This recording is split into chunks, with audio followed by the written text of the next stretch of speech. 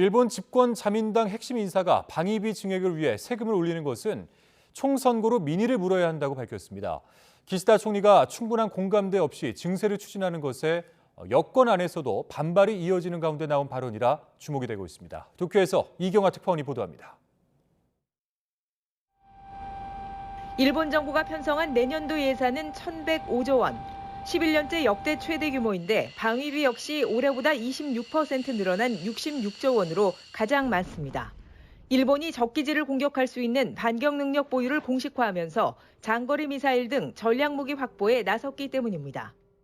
令和9年度には抜本的に強化された防衛力とそれを補完する取り組みを合わせて GDPの 2%の予算を確保する.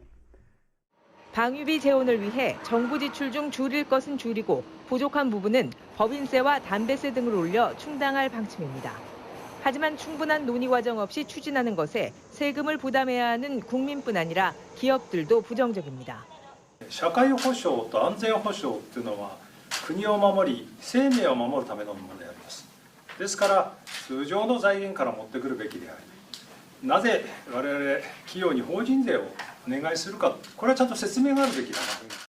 일본 집권 자민당과 연립여당 공명당은 내년 중 논의를 거쳐 증세 시기를 정하기로 했습니다. 하지만 내년 4월 전국 지방선거를 앞두고 증세를 추진하는 것이 선거에 악재가 될 것이란 불만이 여권에서 이어지고 있습니다. 당뇨들까지 공개적으로 반대를 드러냈습니다. 大胆な投資のスイッチを押そうとしている時でありますので、それを水を差すような、私自身はこのタイミングで増税については慎重にあるべきだ. 자민당 하기우다 고이치 정조 회장은 갑작스런 증세에는 반대한다며 총선거로 국민의 신임을 물을 필요가 있다고 밝혔습니다. 지난 7월 참의원 선거 당시 자민당 공약에 방위비 증액은 포함됐지만 세금을 올린다는 얘기까지는 들어있지 않았다는 겁니다. 총선을 치르기 위한 중의원 해산은 총리의 고유 권한입니다. 하지만 출범 후 최저 수준인 기시다 내각 지지율이 반등하지 않는 한 선거를 치르더라도 결과는 장담할 수 없습니다. 내년 1월로 예상되는 개각과 미국 방문 후 여론 동향을 지켜보면서 총리는 증세 논의를 본격화할 시기를 타진할 것으로 보입니다. 도쿄에서 YTN 이경아입니다.